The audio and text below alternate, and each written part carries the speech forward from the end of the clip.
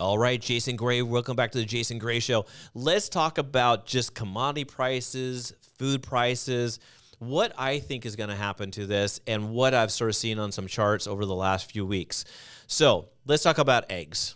Egg prices are ridiculous, right? We can all agree egg prices went from here, went all the way up to here, and it's slowly but surely coming down. So there is an egg price indicator that talks about what egg prices are doing. It's like a futures market for eggs. Had no clue, but there's such a thing. So we take a look at it, and it was back down to like 50 cents or whatever it was, spiked all the way up to $4.98, and now it's down to 201. Why did it come down to 201? And what's happening with food prices, and what do I think is going to be happening going forward?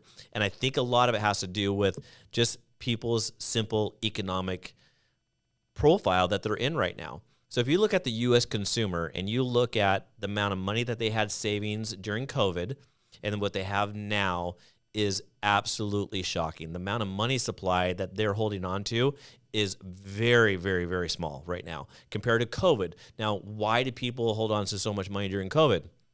Lack of travel. People were at home, cooking at home. They were, expenses went down dramatically, right? Travel and home improvements, all that stuff sort of stopped spending for a while. So what happened? People saved money. Not only that, the government came in and threw a bunch of money at the problem, right?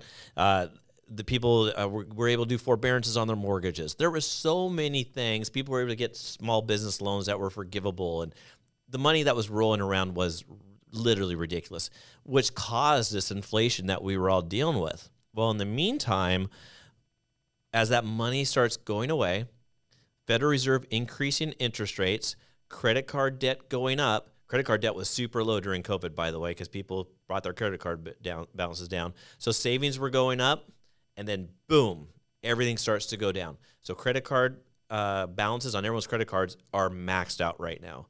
You're on the verge of a lot of people going through bankruptcy.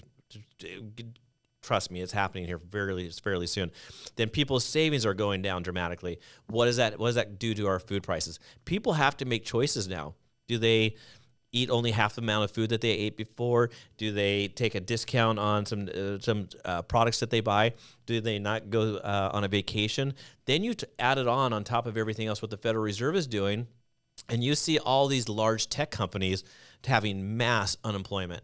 We're talking, today was Disney, another 7,000 jobs. You talked about Google and Microsoft and Facebook and all these big companies, and that's the ones that we're hearing, right?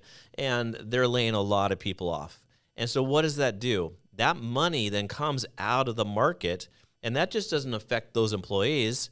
Who are all the employees or the other companies that make money off of these large companies through those marketplaces? So those little businesses around there, their income comes down and everything struggles. So what happens? We roll into a recession. That's the next shoe to drop. We all talk about the soft landing, hard landing. I don't know what it's going to look like, but I think it's going to be more of a harder landing than we think.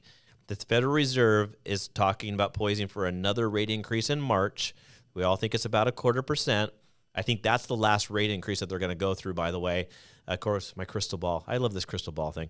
Anyways, so crystal ball is saying March, the last rate increase. The Federal Reserve is going to have to pivot.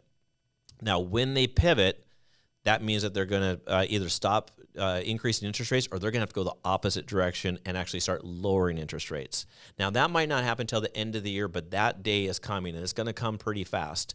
So people have less savings, their credit card balances are up super high, and they're having to make sacrifices. All that money they've saved up is gone. Now they're relying upon their credit cards. Now supply chain issues are getting better.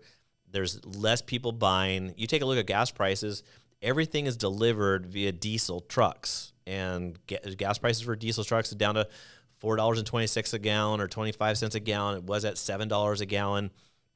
All that stuff creates a situation where I think our food prices are going to go down. I think interest rates are going to go down. I think when interest rates go down, the housing market's going to go crazy again. I think we're going to roll into multiple offer situations. I would like to get your input on what you think or what you're feeling today. And am I crazy, or does everyone else seeing the same thing? I think I'm pretty spot on this. I could be wrong. My crystal ball could be broken like we talked about. But Give me your input, like, subscribe, comment. I'd like to hear from you. Talk to you soon.